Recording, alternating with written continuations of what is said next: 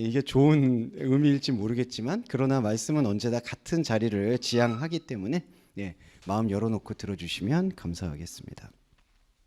자, 오늘은 37장만 볼 거예요. 37장이 이제 하나의 전환기라고 보시면 좋겠습니다. 37장에서 이제 에스겔이 여호와의 말씀에 가장 특별한 것을 경험하게 되는데 그 가장 특별한 게 바로 이제 히브리어로는 에쳔이라고 하는 이 뼈의 예언입니다. 그래서 그 뼈의 예언을 받고 에스겔 자신에게도 영적 전환점이 생기는 것을 확인할 수가 있을 것 같고요. 이 에스겔 말씀의 37장의 뼈의 예언이 관통을 하게 되면 이후에 이제 40장으로 이어지는 그 생명 성전, 그게 우리가 계시록으로 예를 들면은 새 예루살렘이라고 볼 수가 있거든요. 그 새 예루살렘에 대한 예언과 비전으로 연결이 된다라고 생각을 해주시면 되겠고, 오늘은 그런 의미에서 37장을 좀 집중적으로 살펴보도록 하겠습니다. 자, 먼저 이제 이전까지 들으셨던 거는 일단 딱 딜레이트를 하시고 딱 잠깐 내려놓으시고 이 37장에서의 의미에만 집중해 주시는 필요가 있을 것 같아요. 요거는 완전히 새롭게 이제 시작을 하려고 하는 의지가 있다 보니까 그렇게 말씀을 드릴게요. 자, 말씀의 의미를 해석을 드리면서 요 흐름을 계속 추적해 보도록 하겠습니다. 여호와께서 권능으로 내게 임재하시고라고 했는데 야드 아도나이라고 해서, 그러니까 하야 야드 아도나이가 되겠죠. 이게 여호와의 활동으로 내게 임하셨다, 이렇게 표현을 하는 게 정확합니다. 손이라는 게, 권능이라는 단어가 손으로 쓰였고, 손이라는 거는 하나님 차원에 있었던 하나님의 언약이 우리의 생각과 우리의 의지 안으로 펼쳐지기 시작했다라는 뜻이 바로 여호와의 손이라는 뜻입니다. 그래서 이제 여호와의 활동이 시작했다, 그게 여호와께서 권능으로 내게 임하셨다라는 단어와 똑같습니다. 그리고 지난번에도 계속 말씀드리지만 이게 동시성이에요. 무슨 얘기냐면은 지금 에스겔한테만 이게 하야 임한 게 아니라 우리한테도 동일하게 임한다라는 걸 꼭 마음에 인정해 주셨으면 좋겠어요. 자, 우리에게 여호와의 활동성이 임재하시는 겁니다. 그리고 그의 영으로 나를 데리고 가서, 여기서 중요한 건요, 영으로 데리고 갔다라고 되어 있지만 영으로 데려간 게 아니라 베르와와 아도나이라고 해서 여호와의 영 안으로 나를 데려간다라고 표현을 합니다. 여호와의 영 안으로. 그래서 이게 그의 영으로 나를 이끌고 어디를 보여줬다는 게 아니라 영 안에 있는 세계를 보여주셨다라는 뜻이 강하다. 그러니까 여호와께서 먼저 활동을 시작했고 그 활동으로 인해서 나는 그분의 영 안에서 비로소 나를 볼 수 있게 되었다라는 겁니다. 그러니까 여호와의 영 안에서 나 자신을 보게 되었는데 그 나 자신을 보게 되는 것의 실체가 무엇이냐? 뼈예요. 뼈가 가득하다. 근데 이 에쳔이라는 게 뼈라는 뜻이 있는데, 이 뼈는 어떤 것이 두 가지 의미를 말씀을 드릴 수 있겠어요. 인간에게 주어져 있는 하나의 구조라는 뜻입니다. 구조. 그러니까 보이는 것, 인간의 눈에 드러나 있는 것, 그리고 인간을 형성하는 것, 그게 이제 뼈라는 단어의 본질적인 뜻이에요. 에쳔이라는 이 히브리어가 인간을 구성하는 구성 요소라고 뼈를 생각해 보시면 좋겠습니다. 그런데 그 뼈는 동일하다, 같다라는 뜻을 또한 갖고 있어요. 동일하다, 같다. 그러니까 무엇을 동일하게 생각하고 무엇을 같게 생각하느냐가 중요한데, 우리에게 주어져 있는 이 구성 요소라고 할 수 있는 뼈는 무언가와 같고 싶어 하는, 무언가와 동일하고 싶어 하는 생각을 갖고 있다라는 것을 여기에서 암시하고 있어요. 그래서 뼈는 첫 번째로 우리의 구조, 우리의 구성 요소, 우리가 보고 만지는 것, 이게 첫 번째 뼈의 의미고, 두 번째 뼈의 의미는 이 나의 이 생각, 나의 존재, 나의 몸이 어떤 것과 같다, 어떤 것과 똑같다라는 생각에 대해서 눈을 뜨는 게 이 뼈의 또한 기능이라고 볼 수가 있어요. 그래서 이 기능에 대한 설명을 우리가 이 푸시케라는 혼적인 영역의 생각으로 집중을 좀 해보면, 이게 푸시케 영역하고 거의 유사한 건데, 뼈가 처음에 뼈는 하나의 구조를 얘기하는 거고 우리한테 주어져 있는 육신의 재료를 얘기하는 거고요. 두 번째로 그 뼈는 그런데 이런 눈에 보이는 것에만 어떤 만족감이나 구조를 느끼는 게 아니라 어떤 나와 같은 존재, 나와 같은 것, 혹은 나를 창조해 준 것에 대한 그리움이나 갈망을 갖고 있다는 거예요. 이게 뼈의 두 가지 특성입니다. 첫 번째 특성은 나한테 그저 주어진 것이고요, 뼈가. 두 번째는 나와 같은 것이 있을 것이다. 이게 형상으로 같다라는 뜻이 아니라 누군가가 나를 알아주거나 보고 있을 것이다 라는 생각이 이 에쳔, 뼈라는 의미 안에 담겨 있다는 것이죠. 자, 그런데 지금 여호와께서는 에스겔에게 영 안의 세계를 보여주시는데 여기서 뼈가 가득하다라고 얘기하고 있는 이 의미 안에는 이 2절로 바로 넘어가게 되는 게 있는데, 이 뼈가 나에게 주어져 있는 혼적인 그릇이고 재료이고 구성 요소인데, 이 뼈가 2절에 잠깐 볼게요. 뼈가 심이 많고 매우 말랐다. 메오드 에페쇼트라고 해서 이게 야베슈라는 단어의 기본어인데 수치스러울 정도로 생명의 물이 없는 상태에 대한 표현으로 나타나 있습니다. 그러니까 주님께서 당신의 영적인 활동으로 내가 가지고 있는 뼈의 모습을 보여주었는데, 그 뼈의 모습 안에서 생명을 잉태하거나 생명을 알만한 것이 완전히 바닥을 보이는 상태, 그러니까 완전히 뼈가 말라있는 상태를 여기서 야페시라고 할 수 있는 에페쇼트의 상태라고 설명을 할 수가 있는 거죠.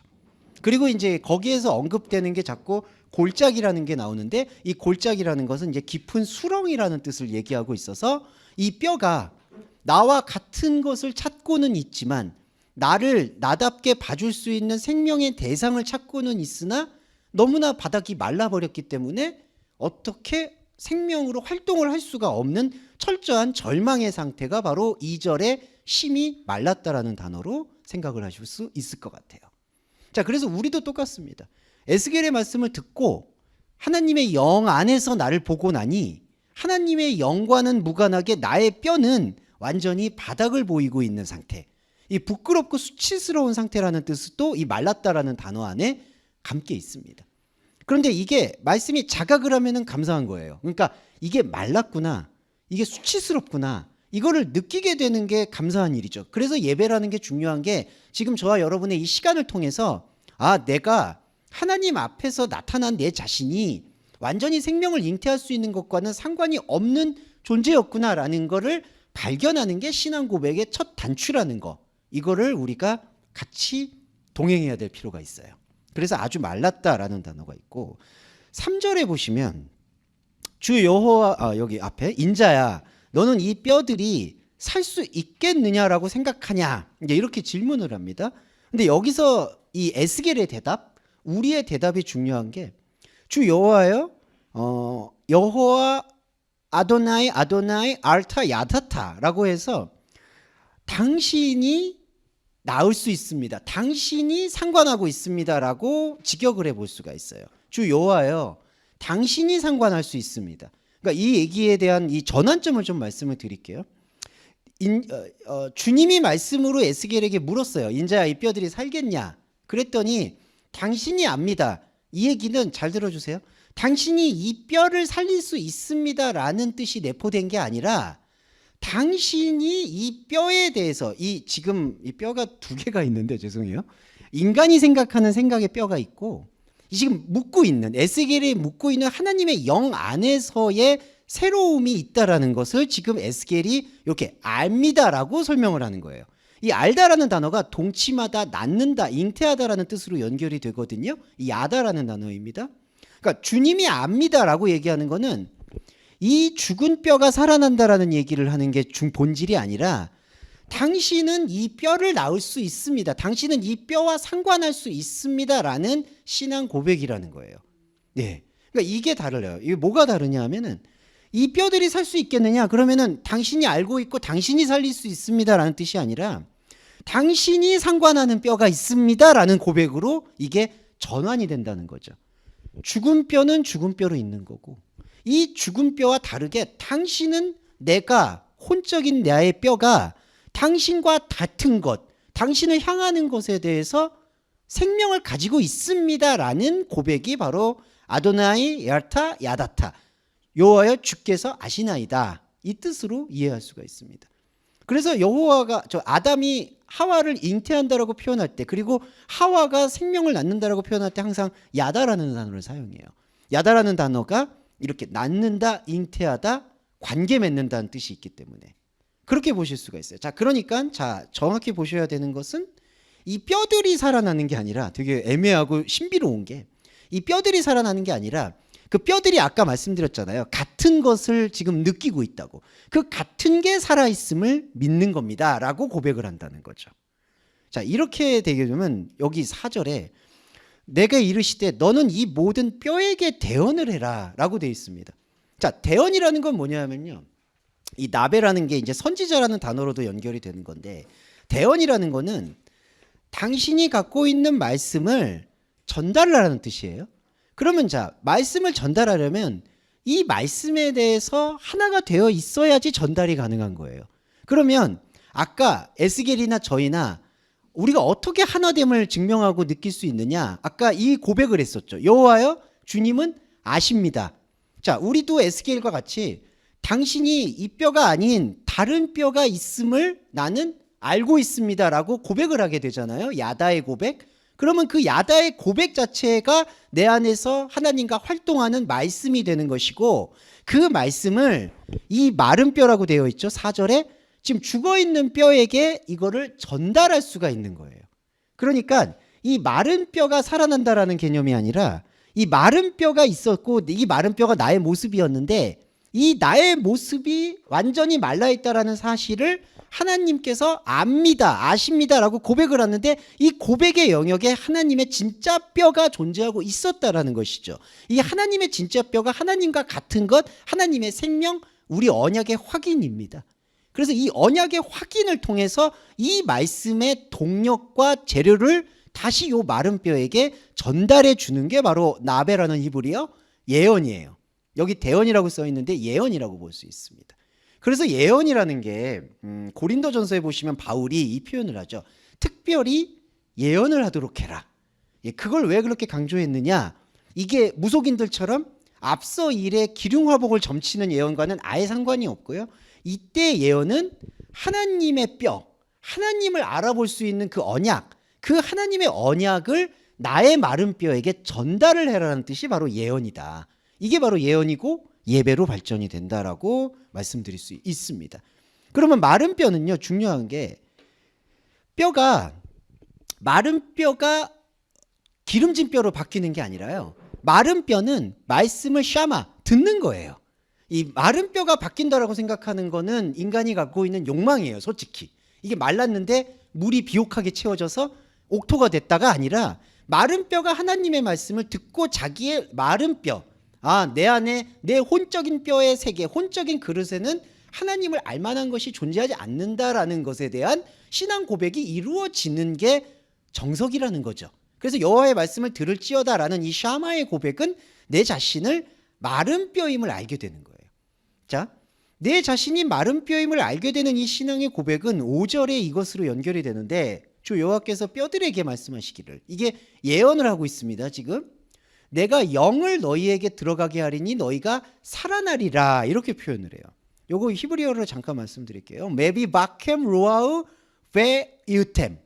자, 이게 뭐냐면 내가 너희 안으로 루아우 영을 들어가게 하리니, 이게 뭐라는 이 동사인데 들어간다는 뜻만 있지 않습니다. 여기 한글 번역엔 들어가게 한다 이렇게 했는데 이게 들어가고 나오고가 동시에 쓰이는 단어예요. 헬라어로 말하면 이게 에르코마이라고 해서 들어가다 나오다, 가다 오다. 자, 보세요. 이게 움직임이죠. 자, 우리도 숨을 쉬죠. 이 몸의 비유를 들면 들숨 날숨이 있죠. 들어오고 내보내고, 들어오고 내보내고. 여기 지금 영을 너희에게 들어가게 한다는 거는 영을 이렇게 집어넣겠다라는 이 인투, 안으로 넣겠다라는 의미가 아니라 영이 흐르게 하겠다라는 의지인 거예요. 그래서 제가 아까 그걸 말씀드렸던 거는 뭐냐면 우리가 살아난다라는 그 증거는 마른 뼈가 기름진 뼈로 변하는 게 아니라 마른 뼈 안으로 하나님의 로아의 영이 들어왔다가 나감으로써 마른 뼈가 마른 뼈임을 인정하고 자각하게 되는 상태가 살아난다라는 뜻이에요. 네, 그러니까 이 마른 뼈가 기름진 뼈, 옥토 아니면은 쓸만한 뼈가 되어지는 것은 아까도 말씀드렸듯이 인간의 선악과적인 욕망인 것이고, 내가 나의 뼈가 있고 나의 혼적인 그릇이 있고 이 혼적인 그릇이 하나님과 닮은 것에 대한 갈망을 갖고 있는데, 하나님과 닮은 것에 대한 갈망의 이 생명뼈, 여호와의 뼈가 루아흐, 영으로서 내 안에서 들어가고 나오게 하는구나. 한마디로 숨을 쉬게 만드는구나. 이게 바로 생기를 너희에게 불어넣어 준다라는 뜻입니다. 그러니까 생영이 들어간다 이 얘기가 아니라, 솔직히 들어갔다 나온다라는 뜻은 루아흐가 우리 마른 뼈들에게 움직이게 되어진다. 그래서 결론적으로 말씀드리면요. 자, 그래서 우리 마른 뼈가 바로 하나님의 루아흐를 받아서, 이렇게 기계적으로 이해해 주시면 좋겠어요. 하나님의 뼈가 있고, 하나님을 볼 수 있는 언약의 뼈가 있고, 우리가 생각하는 우리의 뼈가 있다. 근데 이게 바로 영의 흐름으로 인해서 하나지만 다른 것이 완성이 된다는 거죠. 그러니까 우리가 성경 66권을 읽었을 때 그 포인트가 가장 중요한 거예요. 신앙의 포인트는 죄를 깨달아서 나와 하나님이 다른 것을 발견해서 나와 하나님이 하나일 수밖에 없다라는 언약을 말씀의 풀이를 통해서 우리 마음의 신비에 새기는 것, 그거 이상도 이하도 아닌 게 바로 예배의 본질이다. 이렇게 생각을 해주시면 좋겠습니다. 그래서 5절에서 너의 영을, 내가 영을 너희에게 들어가게 하리니 라는 단어의 의미가 거기에서 찾아볼 수가 있을 것 같고요. 이 볼륨을 조금만 올려주실 수 있을까요? 네, 감사합니다. 자, 6절을 이제 조금 연결해서 이제 말씀을 드릴게요. 너희 위에 기딤, 힘줄, 바샤르, 살, 그리고 오르, 이걸 덮고 너희 속에 생기를 넣으리니 라고 되어 있는데, 아까도 넣은다는 단어가 계속해서 이제 이 안으로 들어온다라는 얘기를 이제 할 수 있겠다고 볼 수가 있겠죠. 그리고 이때 내가 여호와인 줄 너희가 안다 라고 얘기하는데, 여기서 말하는 힘줄이나 살이나 가죽이라는 것은, 이 뼈는 지금 실체적 본질이고요. 뼈는 그 뼈를 에워싸고 있는 사람이 살아가게끔 만들어지는 혼의 여러 가지 재료들의 양상을 힘줄, 살, 가죽이라고 표현을 하는 겁니다. 네. 그래서 이제 이 혼의 뼈가 하나님과 다르지만 하나님과 하나일 수 있는 것으로 살아가게끔 만들어주는 여러 재료가 바로 힘줄, 살, 가죽이라고 볼 수 있고, 자, 그 안에 루아흐가 흐르고 있다라는 거죠. 이렇게 루아흐가 흐르는 그리스도인은 바로 살아난 것을 경험하는 그리스도인이다. 이렇게 설명할 수 있고, 그때 비로소 여호와를 알게 돼요. 이 여호와를 안다라는 요 단어가 뭐냐, 이게 여호와 안다는 게 아까 37장 3절에서 주 여호와여 주께서 아십니다, 야다이거든요. 야다. 그러니까 여호와를 안다라는 것은 바로 내 안에 여호와가, 말씀이, 영이 하나로 함께 있다라는 사실에 대한 확증을 갖게 된다는 겁니다. 그리고 여러분, 이게 또 중요한 게, 확증을 갖는다라고 했을 때 우리는 이거를 믿음으로 생각을 해요. 무슨 거냐, 아, 내 안에 있는 거구나, 내가 믿어야지, 이게 아닙니다. 여러분이 지금 여기서 본질이 풀어지는 말씀을 듣게 되면은 그 듣게 되는 것 자체가 확증이에요. 그러니까 내가 들었으니까 믿어야지 이런 과정이 있는 게 아니라, 이 샤마, 이걸 들으셨잖아요. 이 들은 게 확증이에요. 너희가 알리라.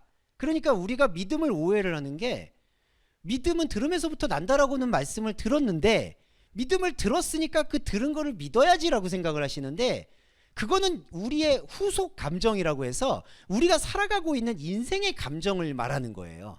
인생의 감정에서 믿고 안 믿고는 오히려 중요한 게 아니에요. 그러니까 내가 예수님 믿습니다, 내가 사람 믿습니다, 그거는 인생에서 신뢰를 얘기하는 거고요. 인생에서의 신뢰는 인생에서의 신뢰대로 구축을 해야 되는 거고, 여기서는 하나님의 말씀이 내 안에서 들렸다라는 거에 대해서 말씀을 보는 태도가 중요하다는 거예요. 그러니까 여러분들과 제가 여기 의지를 갖고 모이셨잖아요. 모이셔서 들었죠. 이 들은 것 자체가 하나님의 언약이 스스로 약속을 했다라는 걸 선포하신다는 거예요. 그 다음에 우리가 믿는 거는 우리 여부가 아니에요, 솔직히. 네. 우리는 버틴다라고 표현할 수 있어요. 그래서 이 시간을 계속 여호와를 안다, 이게 확증이구나, 이게 하나님의 영적 생명이구나라는 것을 계속해서 시간을 노출하는 것만 중요한 거지, 우리가 그거를 이렇게 믿습니다, 안 믿습니다, 인간의 신뢰라는 것은 언제든지 깨어질 수가 있어요. 그런데 하나님의 신뢰가 스며들면은 인간의 신뢰의 가변성을 하나님의 믿음으로 이거를 채워낼 수가 있다는 거죠. 근데 자칫 잘못한 종교는 인간이 갖고 있는 신념을 계속해서 강화시켜서 이걸 믿는다라고 생각하게끔 강요한다는 거예요. 근데 그런 믿음은 깨질 수밖에 없어요. 그래서 그리스도인의 믿음은 내가 믿냐 안 믿냐의 여부가 아니라 내 안에서 말씀이 베리트, 그 언약이 확인되어지는 그 예배만이 중요하다는 거예요. 네, 이게 중요합니다. 네, 이게 안타깝지만 인간은 믿을 수 있는 존재가 아니기 때문에 인간을 믿을 수 있는 생명의 영역을 발견하게 하는 게 중요하다는 거죠. 네, 그러니까 내 안에서 혼적인 재료로 믿음의 어떤 가능성을 막 훈련하려고 하는 것이 아니라 내 안에서 믿을 수 없는 것에 대한 고백으로 오히려 마른 뼈를 그대로 내버려 둠으로써 하나님의 생기가 흐를 수 있도록 통로를 열어주는 게 그리스도인의 진짜 믿음이다. 이게 바로 내가 여호와인 줄 너희가 안다라는 단어입니다.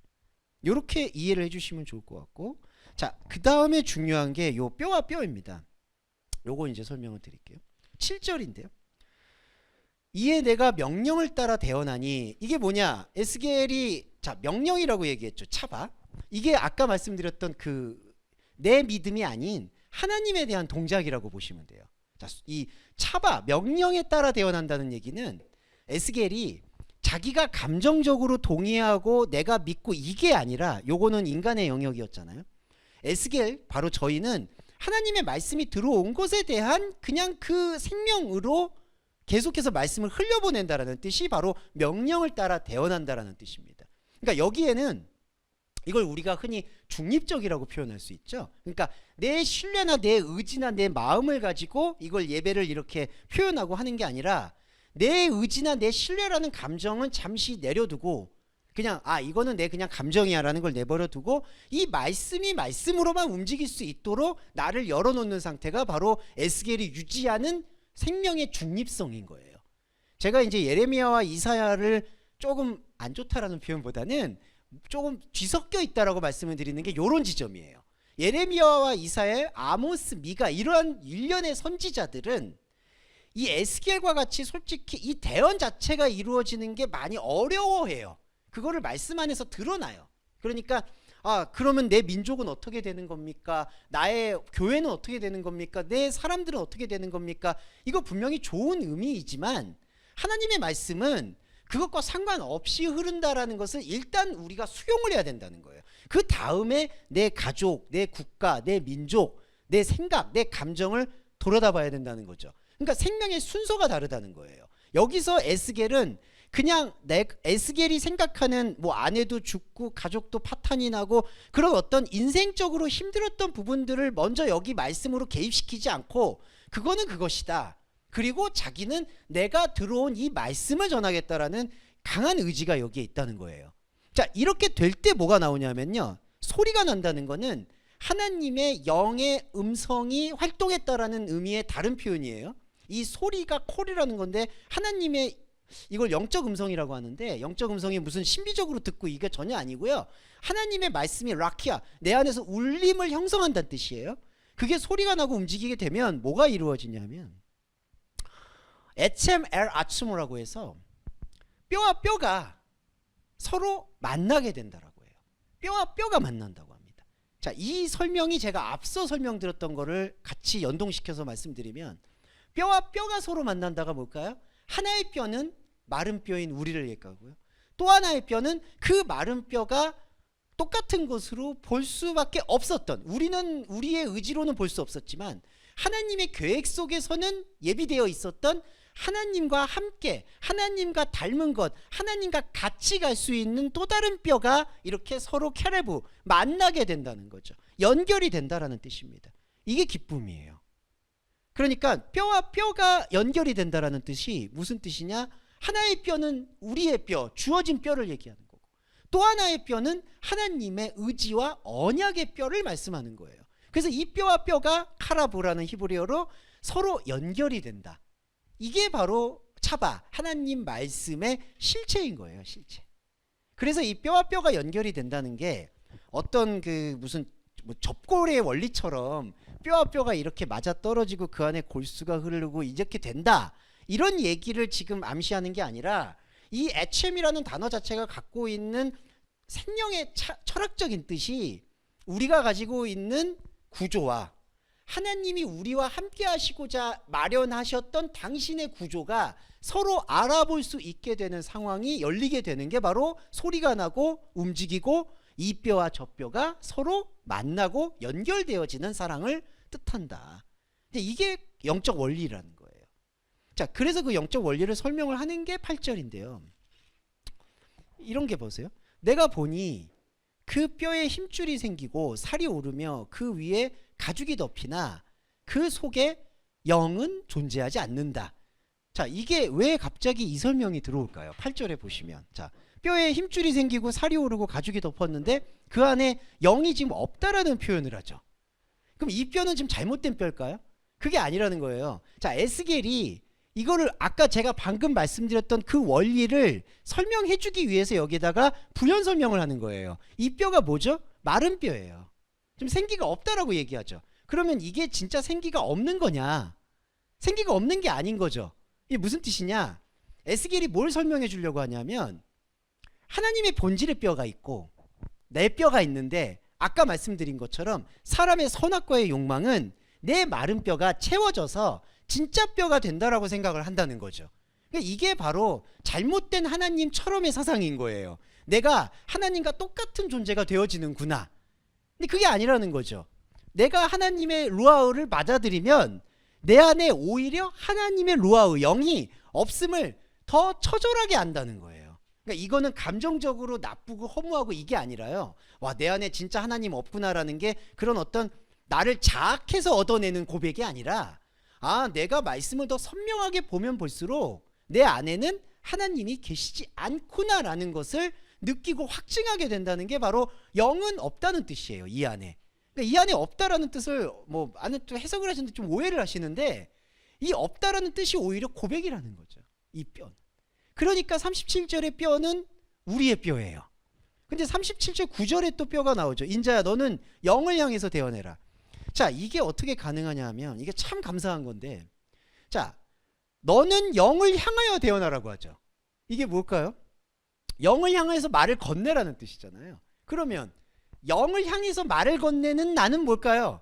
죄송한 말인데 도식적으로 말씀드리면 이 영이 아닌 거예요. 생기가 없는 거예요. 자, 없는 게 있는 것에게 말씀을 건넨다는 게 바로 영을 향해서 대어나라는 뜻이에요. 이 원리를 볼게요. 자, 저하고 여러분이 지금 에스겔이에요. 근데 여호와의 권능을 느꼈어요. 그래서 여호와의 권능으로 하나님의 영의 실체를 바라봤어요. 자, 하나님의 영의 실체를 바라보고 있는 내가 있어요. 그런데 내가 하나님의 영의 실체를 바라보는 것에 대한 생명의 확증은 오히려 역설적으로 하나님의 영이 없는 나를 봄으로써 하나님의 영과 함께하고 있는 것을 보게 되는 거예요. 자, 두 명의 내가 동시에 보이는 거예요. 하나님과 함께하는 나, 하나님 자신인 나, 죄송해요. 그리고 하나님과 완전히 다른 나. 그래서 완전히 다른 나와 완전히 하나인 나가 보이는 거예요. 지금 9절에서 영을 향해서 예언하라는 나는 어디에 날까요? 하나님과 완전히 다른 나. 하나님과 완전히 다른 나. 37장 8절에 영이 없는 뼈. 영이 없는 뼈가 영이 자신이 없다는 걸 자각을 하잖아요. 자각을 했다는 건 영이 있다는 것에 대해서 깨달았다는 뜻이에요. 그러니까 없다는 걸 깨달았다는 게 진짜 없다는 얘기가 아니라 여기에는 없는 거구나. 근데 이게 없다라고 말씀해 주시는 분이 저기 있구나. 그게 바로 영을 향해서 예언하는 거예요. 자, 이게 바로 생명의 대화입니다.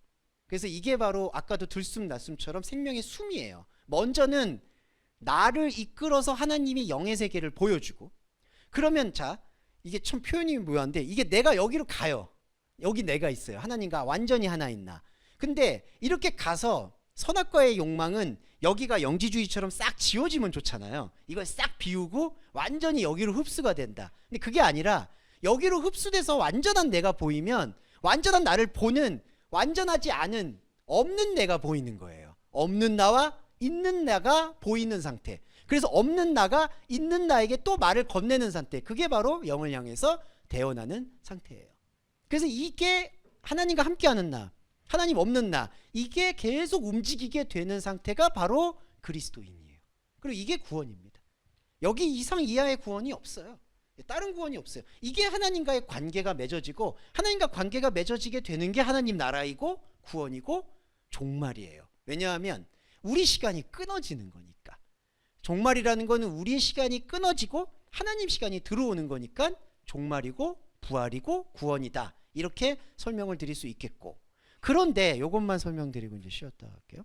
10절에 보면요. 자, 하나님의 영적인 원리가 이제 이렇게 설명이 돼요. 1절에서 9절까지. 자, 이게 말씀 차바, 그러니까 말씀대로 본 거예요. 그래서 저는 화가 났는데 1절에서 9절까지 저의 의견이나, 그러니까 인간적인 저의 생각이나 이런 것들이 물론 언어를 표현하는데 개입은 되겠죠. 하지만 그런 언어를 사용한 것에 제외하면은 그냥 차바, 하나님의 말씀만 움직이는 거예요. 이 말씀의 원리예요. 자, 그런데 이 말씀의 원리는 우리한테 정교하게 주어지는데 이거를 이제 우리가 갖고 있는 현실에서 받아들이거나 수용하거나 흡수하게 될 때 나타나게 되는 양태, 양상이 뭐냐? 그게 10절의 예언인데 바로 그 명령대로 되어놨더니 루아흐가 그들에게 들어가매 그들이 살아나서 일어서 서는데 이게 군대로 나타납니다. 네. 왜 군대? 요 아일이라는 단어인데 왜 군대로 나타난다? 군대는 싸운다는 얘기거든요. 자, 싸운다는 얘기는 이게 왜 싸우는 거냐? 하나님의 영이 싸운다는 얘기가 아니라요.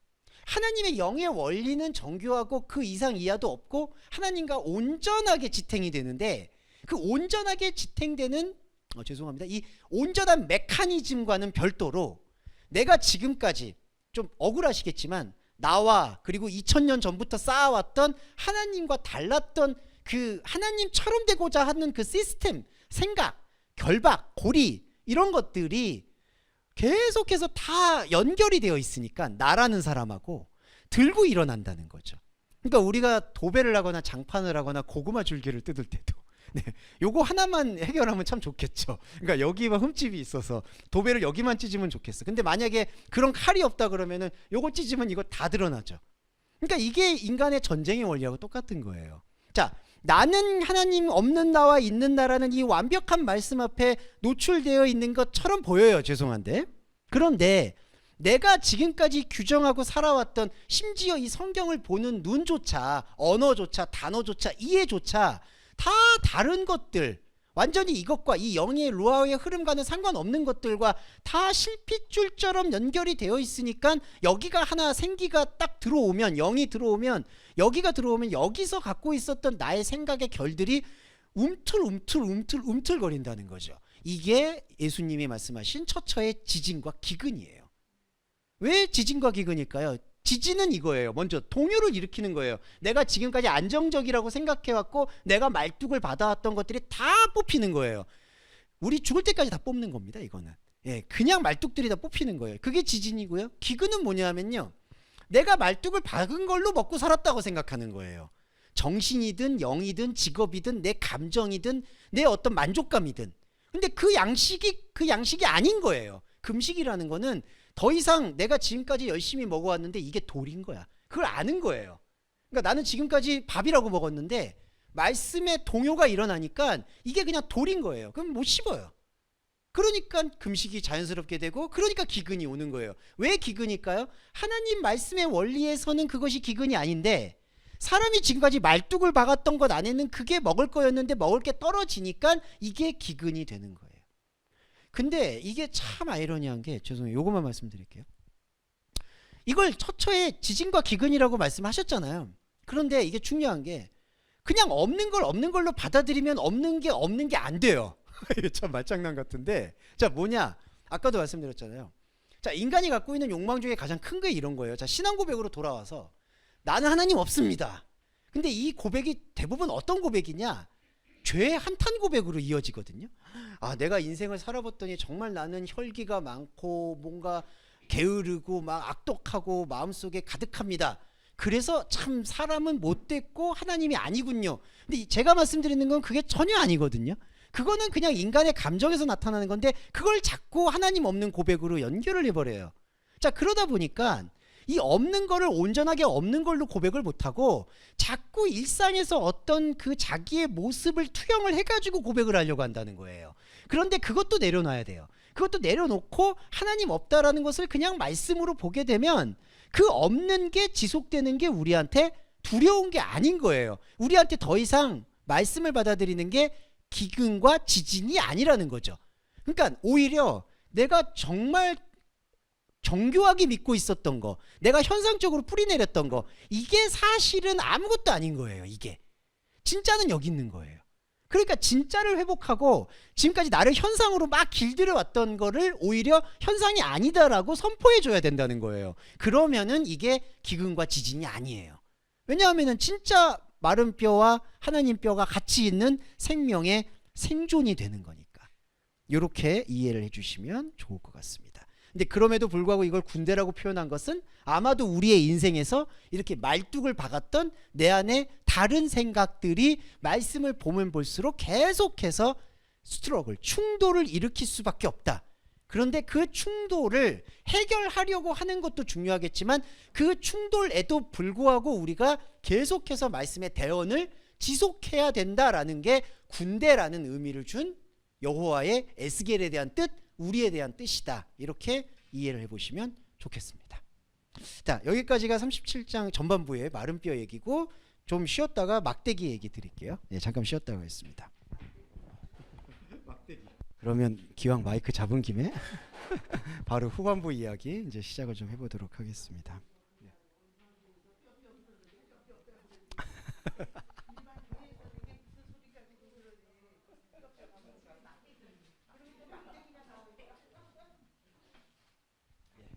자, 여기 이제 막대기 말씀드릴게요. 네. 오늘은 영 이런 것만 나오네요. 뭐 뼈 아니면 막대기 뭐 이런 것만 나오는데, 자 37장에 이제 16절에서부터 살펴볼게요. 인자야 너는 37장 15절에 이제 그 뼈에 대한 다른 설명인데, 여기서는 이거에 대한 얘기예요. 자, 무슨 얘기냐? 조금 먼저 전반 설명드리면, 아까는 그냥 쉽게 말씀드려서 하나님의 뼈와 우리의 뼈의 차이를 말씀드리는 거잖아요. 그러니까 하나님과 같은 게 있고 우리가 하나님과 다르지만 같을 수밖에 없는 거, 그게 뼈와 뼈라고 말씀을 드렸고요. 지금은 뭐냐면 하나님과 다른 뼈, 우리의 마른 뼈 있었죠. 우리의 마른 뼈를 이제는 어떻게 건사하느냐, 거기에 대한 설명을 하는 게 바로 막대기예요. 예. 그러니까 이제는 하나님의 뼈를 발견한 우리의 뼈가 어떻게 이것이 신앙생활을 하는 것이 본질적인 것인지에 대해서 설명하는 게 바로 막대기 비유인데, 자, 우리의 뼈는 어떻게 구성이 되어 있느냐, 에스겔의 진단에 의하면 여기 37장 16절에 유다와 그 짝 이스라엘 자손이라 쓰고 에브라임의 막대기 요셉과 그 짝 이스라엘이라 써라, 이렇게 나오는 게 바로 종교의 두 나무라고 볼 수가 있어요. 왜냐하면 하나는 남유다에 대한 얘기고 하나는 북이스라엘에 대한 얘기인데, 남유다와 북이스라엘이라는 그 두 가지 모두 하나님처럼 되고 싶어 하는 마음들이 충돌하는 것을 상징하고 있거든요. 그러니까 선악과예요, 한마디로. 그러니까 하나님처럼 되고 싶어 하는 에브라임, 하나님처럼 되고 싶어 하는 유다. 그래서 남유다와 이스라엘이, 남유다는 북이스라엘이 신앙이 버렸다라고 욕하고 북이스라엘은 남유다가 타락했다라고 욕을 하는데, 두 나무 모두 생명나무가 두 개 있는 게 아니라 선하게 알게 하는 나무가 두 개 있다라는 것. 바로 우리 안에도 이 막대기라는 단어가 나무라는 뜻인데, 에츠, 이 나무가 두 개의 나무로 가리워져 있다, 이렇게 보셔야 돼요. 자, 하나님 뼈와는 상관이 없고요. 하나님 말씀과 지금 다른 게, 우리의 종교적 나무는 어떻게 구성되어 있느냐? 두 개의 나무로 구성되어 있다. 근데 두 개의 나무 모두 선악의 나무예요. 자, 그래서 이 두 개의 나무가 인간의 시간의 흐름에 따라서 다 체인지가 돼요. 뭐가 체인지가 되냐면, 자, 제 안에는, 그리고 권사님과 제 안에도 두 개의 나무가 있는데, 어느 때에는 하나의 나무가 선이고 악이에요. A가 선, B가 선, 악. 근데 또 어느 때에는 B가 선이 되고 A가 악이 돼요. 그러니까 내 안에 있는 두 나무는 항상 선의 입장에서 악을 들여다보려고 해요. 근데 이 악을 어떤 악으로 들여다보느냐? 바로 이 악도 자기 자신의 모습인데 결함이에요. 결함, 수치, 하나님과는 상관없는 결함, 수치. 그래서 그거를 뭔가 메우려고 노력을 해요. 그러다가 그 메우려고 노력하는 게 인간의 노력으로 성취가 되면 그 악이 선으로 바뀌어요. 그렇죠? 그런데 그 선은 진짜 선이냐? 또 아니에요. 이게 선이 악이에요. 왜냐하면은 완벽하게 자기가 뭔가를 성취했다라고 생각을 하는데 전혀 세상은 그렇지가 않죠. 또 내가 성취하고 이루었다라고 얘기하면은 또 상대적으로 자기보다 더 쉽게 말씀드려서 잘난 게 보이는 거예요. 그러면 이건 악이에요. 왜냐하면은 자기가 완전한 줄 알았더니 밖에 보여요. 그리고 여러분, 이러한 선악의 굴레는 인간이 말씀을 발견하지 못하는 이상 죽을 때까지 반복되는 거예요. 아니죠. 죽어도 반복되죠. 그러니까 유기옷을 벗어도 반복이 되죠. 네, 계속 이게 마귀적인 행각이라는 거예요. 하나님처럼 된다는 건, 자, 하나님을 선의 자리에다 놓고 자기를 악의 자리에다 놓는 태도예요. 그러면 나는 이제 하나님처럼 되려고 노력을 함으로써 하나님이 되어야지라고 얘기를 하다 보면 여러 가지가 율법으로 나오게 되고, 그 율법 중에 어느 걸 지키면 하나님인데 어느 걸 못 지키면 또 마귀 되는 거예요. 어떨 때는 하나님이고 어느 때는 사탄이고 어떨 때는 귀신이고 또 어떨 때는 이러고, 그러니까 이게 계속 되풀이 되는 거예요. 그래서 다른 종교에서는 이런 해결책을, 야, 이런 거를 다 잊어버리자, 뭔가를 떠나자, 이제 이렇게 하는데, 그것도 안타깝지만 영지주의적인 고리와 함정에 빠질 수밖에 없어요. 세상에 험한 꼴 보지 말자라고 하지만 자연에 가도 험한 꼴이 보여요. 자연도 선악의 논리 속에서 엉켜 있기 때문에. 그래서 이게 바로 인간이 갖고 있는 종교의 두 나무인데, 두 나무가 생명나무가 아니라 선악의 나무로 엉켜 있다. 그렇기 때문에 이 두 나무는 계속해서 싸우거나 계속해서 따라가거나, 이게 바로 카타 용법이라고 해서 요거 설명드릴게요. A하고 B의 나무가 우리한테는 있어요. 그래서 어느 때는 선악끼리 막 충돌을 해요. 근데 또 어느 때에는 A를 B가 끊임없이 쫓아가요. 또 어느 때에는 B가 A를 쫓아가요. 그러니까 두 나무가 여기서 말하는 것처럼 하나가 되지 못하고 서로 대상화라고 하죠. 서로 상대를 만들어서 그걸 통해서 내가 살아있다라고 느끼는 거예요. 그런데 여러분, 이건 하나도 살아있는 게 아니에요. 이건요, 이 성경 말씀에는요, 제일 중요한 게, 저희가 이렇게 눈 뜨고 뭐 혼 있고 이렇게 해서 이걸 살아있다고 얘기를 안 해요. 성경은 이거는 이 몸이 있는 건 살아있는 게 아니에요. 하나님이 볼 때 살아있다는 거는 루아흐가 숨을 쉬는 것 이상 이하도 없어요. 나머지는 죄송한 말인데 때무트, 죽은 거예요. 그러니까 죽은 상태에서 그냥 그러니까 사람이 생각하는 사랑하고 죽은 상태에서 관계 맺고 죽은 상태에서 하는 것 뿐이에요. 그 중에 잘 지내는 사람이 있을 수 있고 트러블이 있는 사람이 있을 수 있는데, 그건 다 현상적인 거예요. 그러면은 여기서 하나님께서 살아난다라는 걸 했을 때, 여기서 죽어있는 나무 안에서는 뭐가 보이겠느냐? 계속해서 대상만 보인다는 거예요. 그리고 내가 죽어있다라는 걸 보기 싫기 때문에 반대로 상대를 통해서 나를 보려고 노력을 하다 보니까 하나님과의 관계성은 오간데 없고 그냥 자기와의 죽어있는 사람들끼리 죽어있는 구판을 벌이는 거예요. 계속 그렇게 판 벌이다가 희망 고문하다가 가는 거예요. 아, 나는 그냥 그래도 잘 살았지. 잘 살긴 뭘 잘 삽니까 그게. 나는 그렇게 얘기하는 분들이 정말 싫어요. 죄송한 말인데 어떻게 삶을 그렇게 합리화를 해요. 뭐 나는 그래도 이만하면 잘 살았지. 이만하면이 어디 있습니까. 그냥 그거는 욕망을 포기한 거예요. 그냥. 그리고 또 한편으로는 더 욕망을 부채질하는 사람, 나는 더 해야지.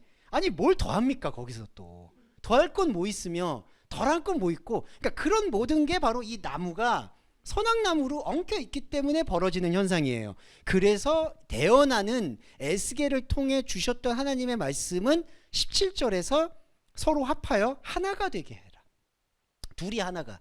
여기서 하나라는 의미를 마지막으로 설명을 드리고 다윗 얘기만 언급하고 마무리할 텐데요. 하나가 되게 한다는 거에 대한 또 하나의 오해는 둘이 화해라는 뜻으로 이해를 해요. 선악의 나무와 선악의 나무가 화해를 해라. 화해를 못해요.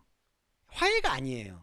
하나가 된다라는 건 뭐냐 하면은, 자, A하고 B가 제 안에 두 개의 나무가 있어요. 그런데 두 개의 나무 중에 하나의 나무가 먼저 포기를 시작하는 거예요. 무슨 뜻이냐면, 하나의 나무는 꼭 상대해 봐요. 이 두 나무가 있기 때문에. 이 B가 있고 A가 있는데 꼭 A는 B를 보고 B는 A를 보면서 자기가 살아있다라고 느껴왔어요. 그런데 에하드, 하나가 되라는 하나님 말씀의 선포는 뭐냐 하면 이 두 개 중에 하나를 없애는 거예요. 네. 그러니까 항상 인간의 선악과는 두 개 나무로 치고받고 이렇게 왔잖아요. 그러면서 자기가 살아있다라고 느꼈거든요. 그런데 이거 하나를 그냥 없애버리는 거예요. 원래 없어요. 그리고 실제로 말씀을 발견하게 되고 저희가 감정적인 영역에서 있는 것처럼 보여도 이건 원래 없었던 거예요. 말씀해 볼 때. 그러니까 하나의 선악과가 치워져요. 자, 그럼 선악과라는 건 뭐냐면요, 처음부터 대상이 있어야 되거든요. 저게 선이야, 나는 악이야, 나는 선이야, 저가 악이야, 이게 있어야 돼. 근데 선과 악을 대상할 수 있는 그 하나의 나무가 말씀의 선포에 의하면 지워진 거예요. 하나가.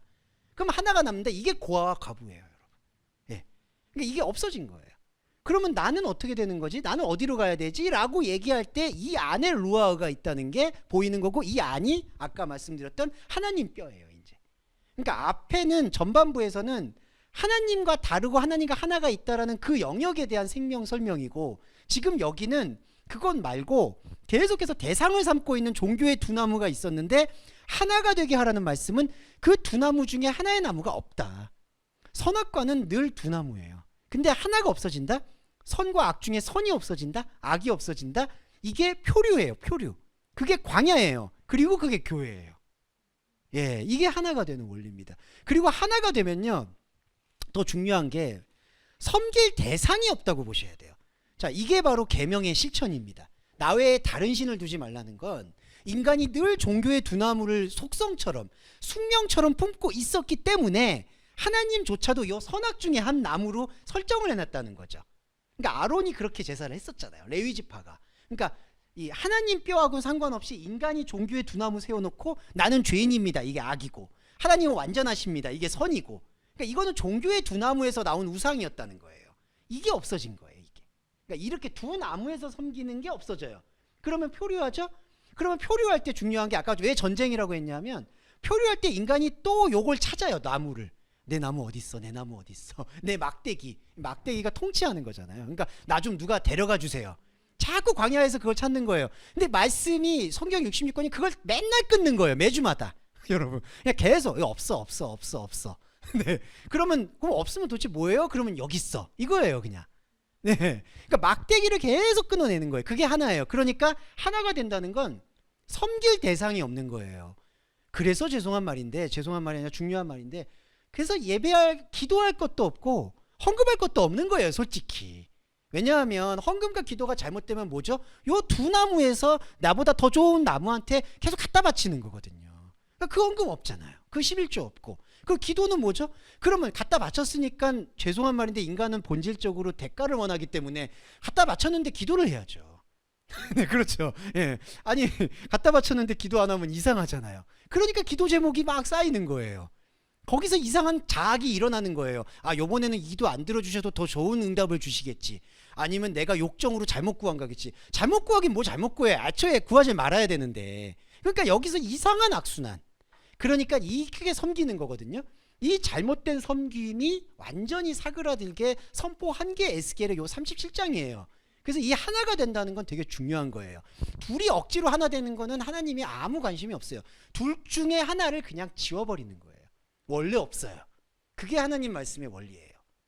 자, 원래 없는데 중요한 게 24절하고 25절 보시면 다윗이 왕이 된다라고 얘기해요. 이런 게 이제 약간 오해의 소지인데 요거 풀어드릴게요. 요거 오늘 시간이 조금만 5분만 더 주시면, 내 종 다윗이 그들의 왕이 될지니 그들 모두에게 한 목자가 있을 것이다.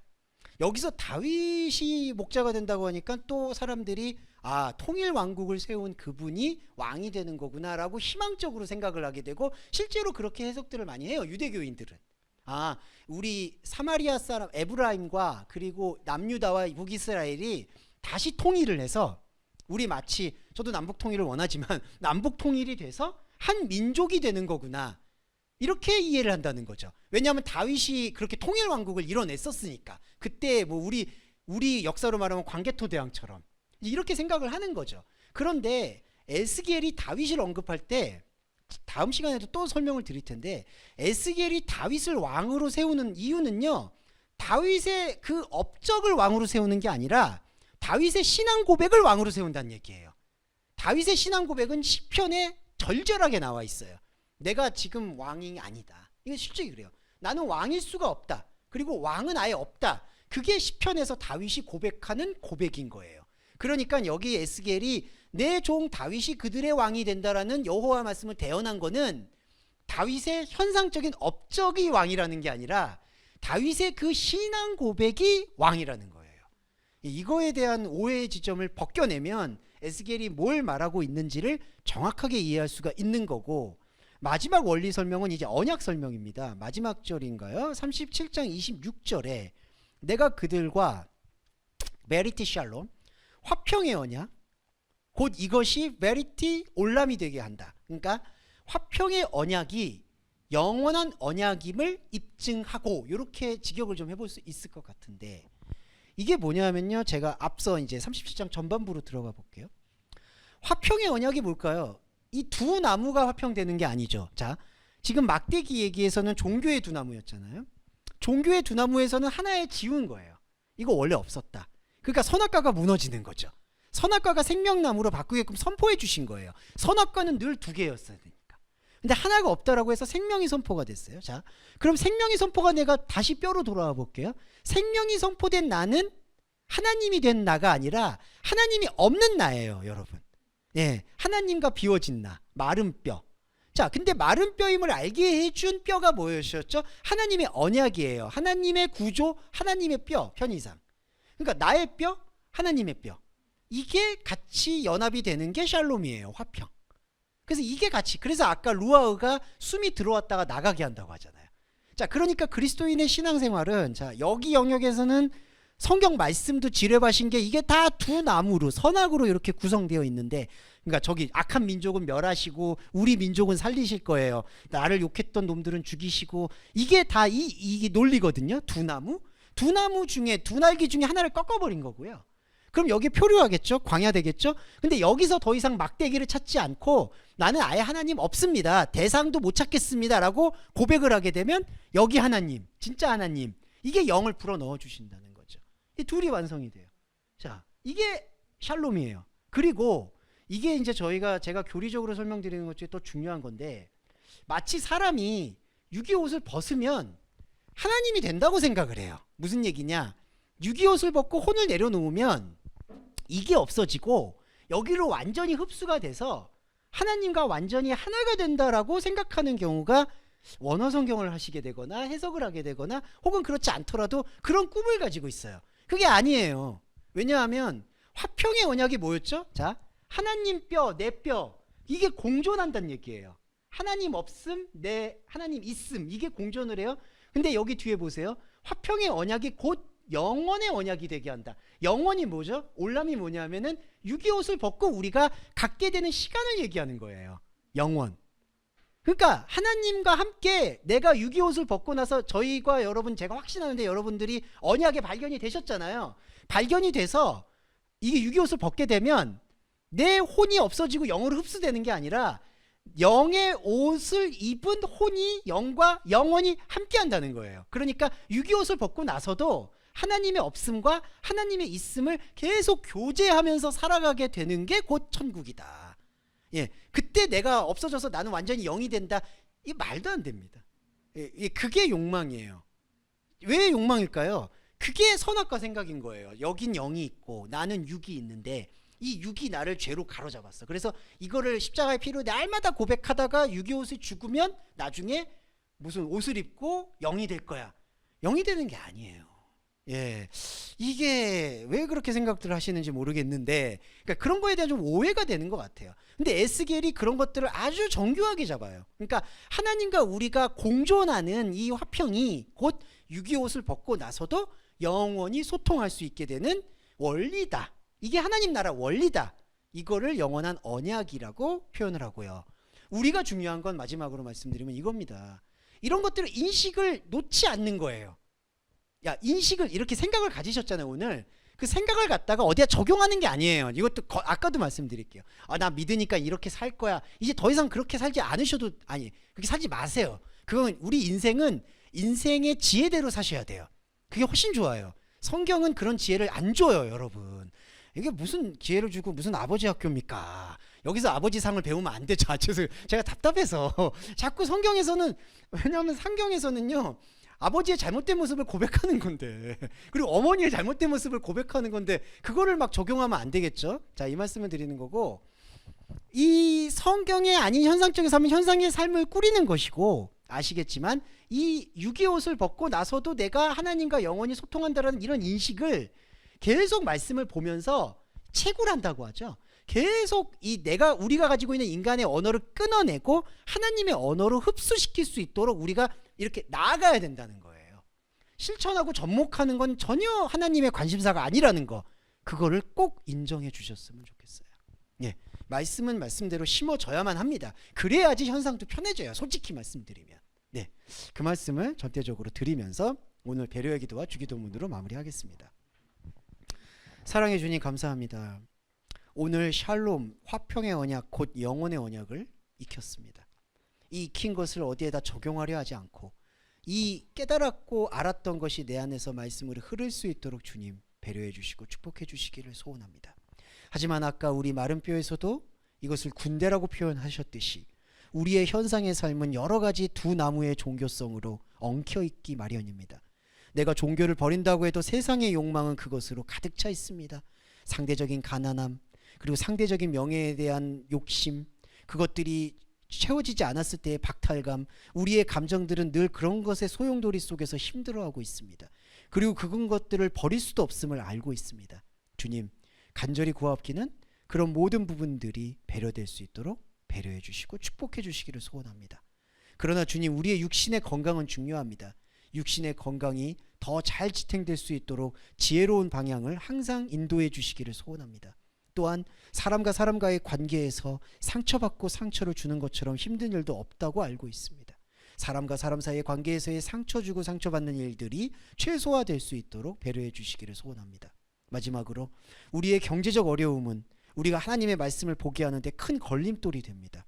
우리의 사회는 돈 없이 살 수 없는 사회이기 때문에 우리 모든 동서말씀 교인들이 상대적인 가난함에 시달리는 것을 넘어서서 절대적인 빈곤은 넘어서게 하시고 상대적으로 비교하지 않으면서도 하나님과 함께 말씀을 더 깊이 볼 수 있는 풍요로움이 지속될 수 있도록 축복해 주시기를 소원합니다. 이 모든 말씀을 예수 그리스도의 이름으로 기도드립니다. 아멘. 주기도문 함께 하겠습니다. 하늘에 계신 우리의 아버지여, 이름이 거룩히 여김을 받으시오며 나라의 임하옵시며 뜻이 하늘에서 이룬 것 같이 땅에서도 이루어지이다. 오늘날 우리에게 일용할 양식을 주옵시고 우리가 우리에게 죄 지은 자를 사하여 준 것 같이 우리의 죄를 사하여 주옵시고 우리를 시험에 들게 하지 마옵시며 다만 악에서 구하옵소서. 대개 나라와 권세와 영광의 아버지께 영원히 있사옵나이다. 아멘.